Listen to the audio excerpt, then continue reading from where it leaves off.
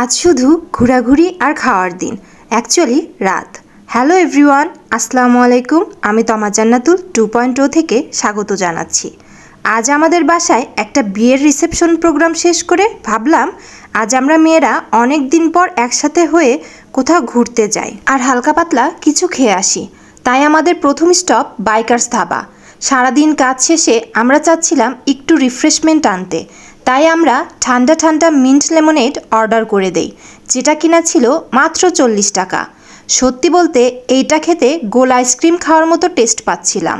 Bikers ধাবার এই জুসটা খেতে অনেক মজা, আর এর লোকেশন হচ্ছে সিঙ্গা বাজারের পাশে। এবার আমাদের নেক্সট স্টপ ফুড এক্সপ্রেস।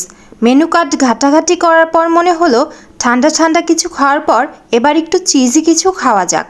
তাই সেখানে গিয়ে আমরা একটা পিৎজা অর্ডার করে দেই। 10 ইঞ্চির পিৎজা অর্ডার করলেও তারা আমাদেরকে ভুলবশত 8 ইঞ্চির একটা পিৎজা সার্ভ করে দেয়, যেটাতে একটু ডিসঅ্যাপয়েন্টেড হয়েছিলাম। কিন্তু পিৎজাটা দেখতে ভালোই লাগছিল, খেতে কেমন হবে সেটাই বড় কথা। পিৎজাটা খেতে আসলেই অনেক মজা ছিল, বিশেষ করে সস দিয়ে খেতে ভালো লাগছিল। 8 ইঞ্চি পিৎজা ছিল মাত্র 200 টাকা। দোকানের লোকেশন হচ্ছে মিডল বাইপাস। এবার আমাদের সর্বশেষ স্টপ হচ্ছে দারুচিনি, যেখানে মটকাতে করে চা সার্ভ করা হয়।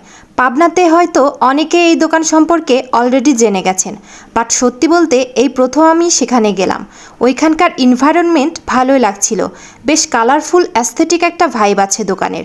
তাই আমিও একটু রংঢং করে ছবি ভিডিও ক্যাপচার করছিলাম। অনেকেই রিভিউ দিয়েছে এখানকার মালাই চা নাকি খেতে বেশ ভালো, তাই সেইটাই অর্ডার করা হলো। মটকাতে করে চা খাওয়ার মজাই আলাদা। এই মালাই চা খেতে আসলেও ভালো লাগছিল। এই দোকানের লোকেশন হচ্ছে এডওয়ার্ড কলেজ, ডিগ্রি বটতলা মোড়। আশা করি আজকের ভিডিওটি আপনাদের ভালো লেগেছে। ভালো লাগলে অবশ্যই লাইক, কমেন্ট এবং শেয়ার করবেন। দেখা হবে পরের ভিডিওতে। আল্লাহ হাফেজ।